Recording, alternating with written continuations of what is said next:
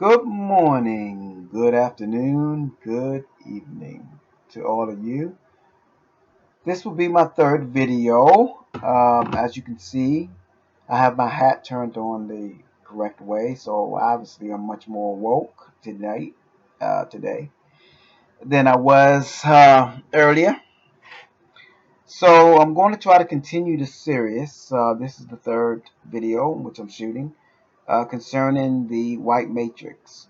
I'm going to do a series on the white matrix and its effect in America. Okay, and so for those of you who have not seen the first two prior videos, I would advise first for you to look at the first two videos so that you have a better understanding of where I'm speaking concerning this subject matter. Now, so let's go to the where I pretty much left off at. Okay, if you do not mind. So we're roughly around the Revolutionary War, and we note that during the Revolutionary War, we've been given the narrative, the White Matrix narrative, that the Revolutionary War was somehow related to the righteousness of the Founding Fathers and their fight against the tyranny of the British. Well, some of that is true. If you're talking about the common citizen, absolutely they had a huge beef with the British, who were tyrants. But when you're talking about the founding fathers, almost all of them, but not all, were tyrants themselves. They were, to go down the line, slaveholders, they were rapists, they were murderers, and they all generally, with exceptions of course, held the belief that people of color or any non-white person was not a person at all. I'm going to repeat that. That any non-white person was not a person at all. That was even shown very perfectly in that, I believe it was Article 1 and Section 2 of the Constitution, where it states that concerning the representation of a black person, a person of color, uh, that person represented 3/5 of representation. How would you like to be considered 3/5 of a person? I mean, to this day, there are people who actually leave an endowment or even their money to their dog or their pet. They were given the ability of personhood even to these people. Now, I'm not here to knock that person. Whatever decision they make, it's their money. They can do whatever the heck what they want it with it. I'm not here to fault their decisions. But think about what that was right from the beginning of this country, where we say we were fighting for such inalienable rights, and then say, ah, but except for them, they're not included. Now, I want to bring us to some of the relations of what spurned from that decision. Now, we know that we fought the Revolutionary War, and please understand something.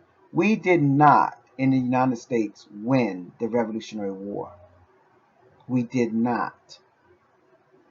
It is a fallacy, and it is sometimes just an outright lie and a part of the white matrix to say that we won the American Revolution. We did not.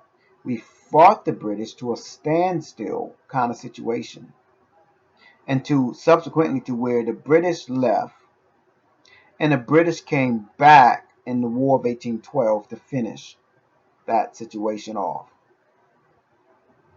So okay, so we didn't win, but we did do a good job repelling them using a guerrilla war type of tactic that the British were not used to at that time. Okay, so let's move forward.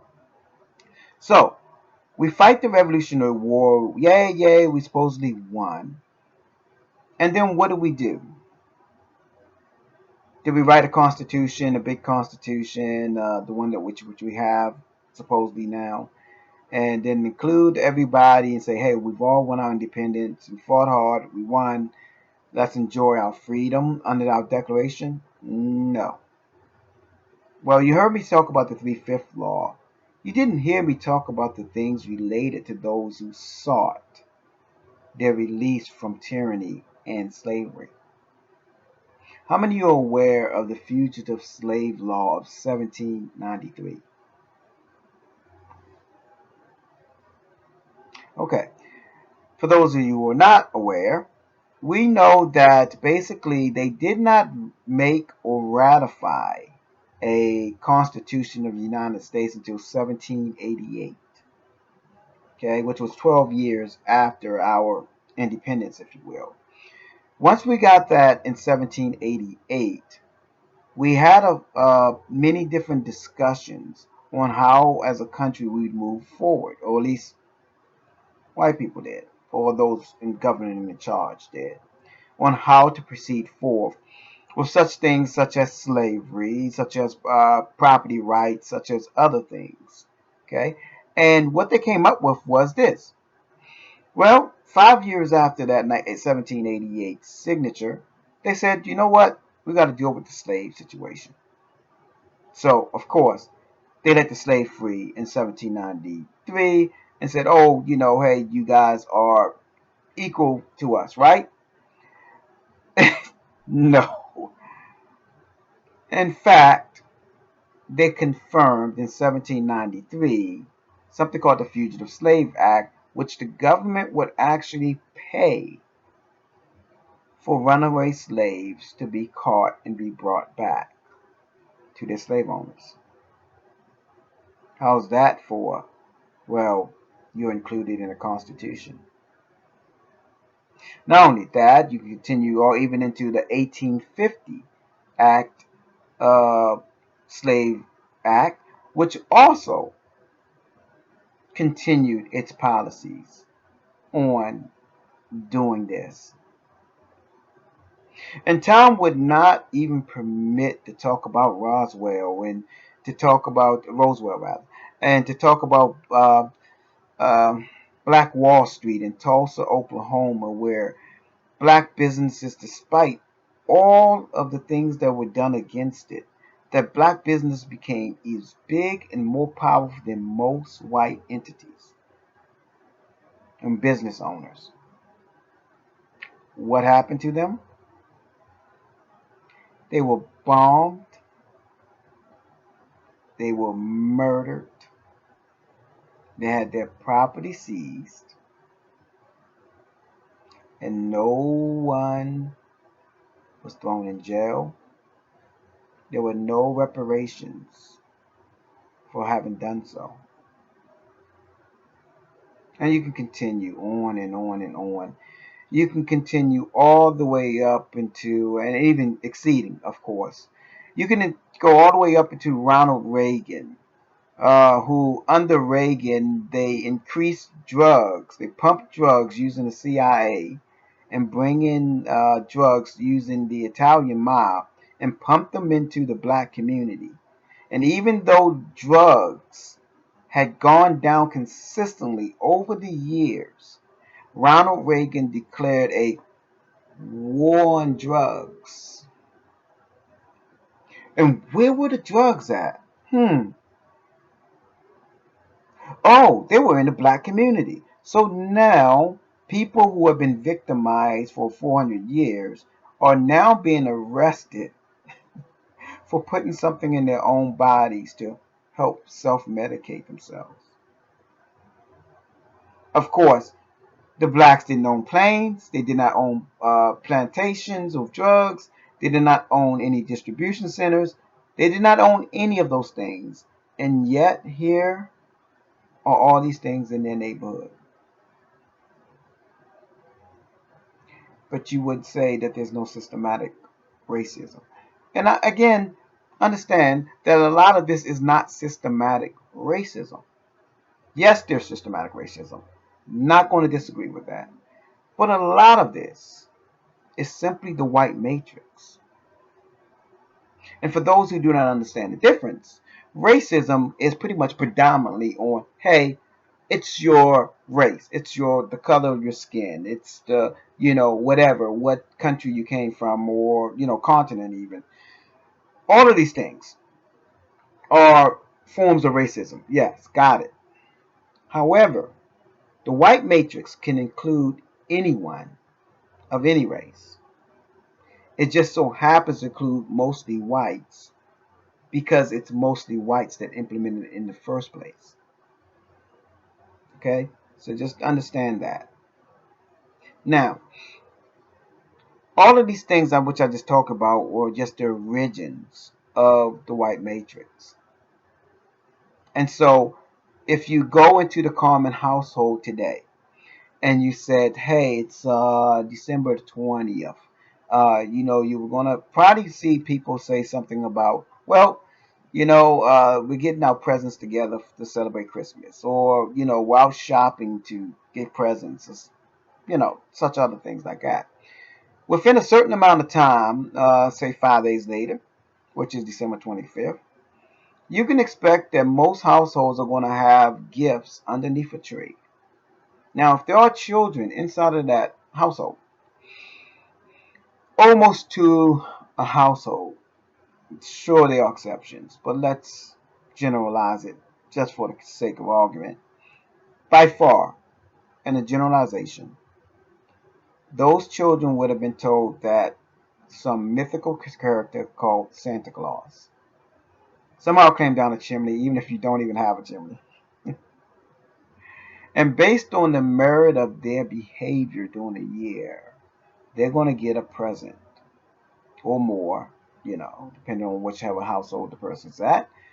They're going to get a present from this fictional character. Now, we can say, it's just a little white lie. But is it? Is it even innocent to tell someone that, hey, mommy and dad, or mom, dad, or whomever the guardianship is, worked our butts off to buy you something that we believe that you would like. We told, we sweated, we dealt with harassment from the boss, we dealt with all kinds of things that are needed to actually go through in terms of hardship in order to earn the income, in order to buy and purchase those things in which that child would want as a gift. And then to say, oh, no, no, no, no, I did none of those things. Give the credit to the fictional character. See, that's not innocent, despite what we want to call innocent. We've been taught to believe that that is an innocent exchange. That is a horrible exchange, but it's also a symptom of the white matrix. So, what is my point with all this? Blacks and even indentured servants, Irish servants, as we already know of, and English children, and so many. The backs of many Chinese during the um, time when they were building railroads. The Native Americans down the line. I'm not trying to remove anyone's suffering in this country, but we can't sit there and talk about every person in every single discussion. We're making a point about a particular discussion, and that discussion is on the white matrix in America and predominantly how it interacted with the people at that time. And so in America, this is what we can say. America has taken the slave labor, the hardship, the stolen finances, the criminal behavior that not only was not punished, was even applauded in many different ways, and have given credit to the fictional character of the statehood and the righteousness of our ancestors in this country. So we even give them big titles. Founding fathers. That is wrong.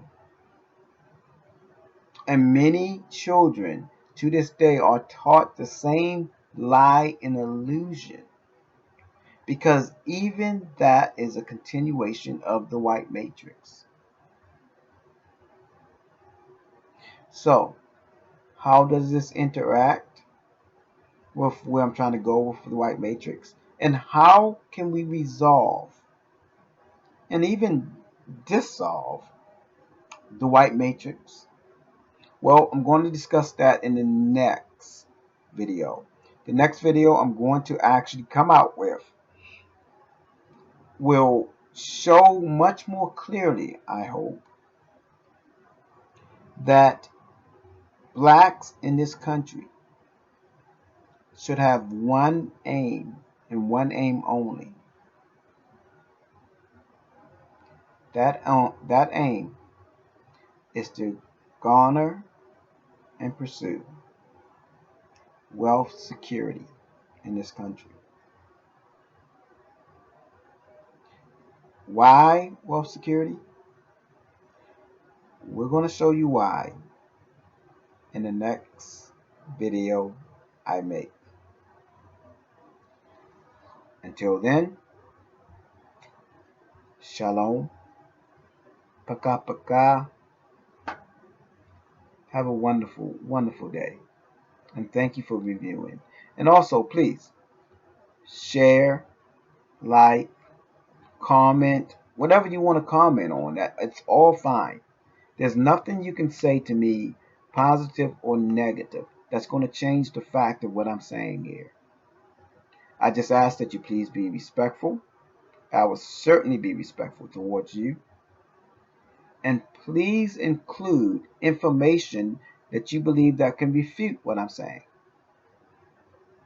So the point is, I know that what I'm saying is 100% accurate.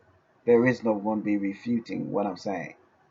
However, I would love to hear anything you say, and I will actually listen to everything you say, because certainly there can certainly be something in which someone else is not hearing correctly in which I'm saying, that I can certainly be more clear on and distinct on. And since, of course, as you see, I do not edit my videos, because I want to speak to you as an individual and not as someone who's just trying to make a video and trying to sound perfect. I'm not perfect. You can get that out of the box. There is so much learning for all of us to learn. Certainly, a whole lot more that I can learn. And I can certainly say I can thank very much people who have taught me the information that I have learned so far. Um, they're much better people than me. They're much more knowledgeable than me. And I appreciate any and all who've given me this information over the years. So thank you again for watching the video. I ask that you continue to watch the videos and stay up to what the white matrix is, and also how can we dissolve the white matrix. As a people, it's something that we need to do, and I hope that you will help me also be a part of the solution and no longer part of the problem. Until then, have a wonderful day.